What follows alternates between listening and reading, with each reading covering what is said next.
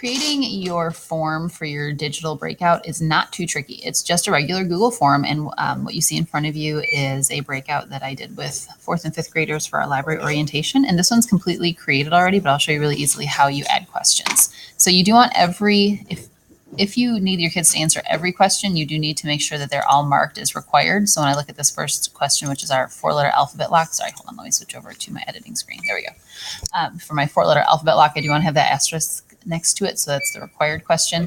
For this activity, I had some students that I knew weren't going to finish, but also at the same time, some students who were going to need a little extra to keep them busy. So I have 2 optional activities, and you'll notice there's no asterisk next to those because they don't have to complete that to answer the questions.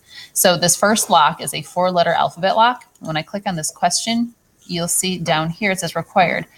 And the thing that you need to make sure each of your questions has is a response validation. So I click on these 3 little dots and you go to response validation.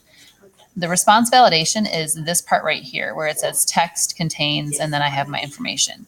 So my response here for a 4-letter alphabet lock should be text. If I'm doing a number lock, it'll be numbers. I have not used these 2, so I would stick to number or text. And then it needs to say contains because you're setting the lock to exactly what you want their lock to say. So you want it to be exactly the same. So you want contains. And then this is the answer they need to type in. F space SUT, because this is a call number they're looking for. And then this is the text that is shown until they get the answer correct. And mine will say still locked. So that when they are working on that lock, if they don't have the right answer, if they haven't completely put the answer in, it'll say still locked. That's really easy to do. I'll add one more question down here at the bottom so you can see how it works. So I'm going to add a question, and I'm going to make this one a 4-number lock. And for my 4-number lock, I want my answer to be 1, 2, 3, 4. So I'm going to make it required, and I'm going to make sure that I have response validation checked, which is what I see down here. So I want a number, and I want it to say is equal to, because it has to be exactly the same. And my number is going to be 1, 2, 3, 4. And my custom error text, if they don't have it, it'll say still locked.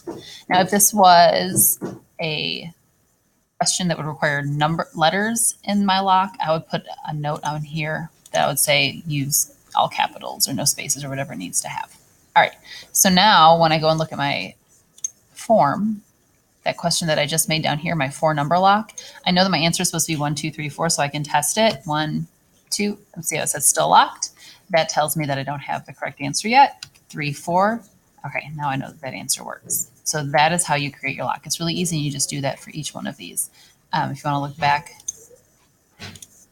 at my breakout, you can see I had an alphabet lock. This is my direction lock, and I put a note that U is up, D is down, left, right, and so on.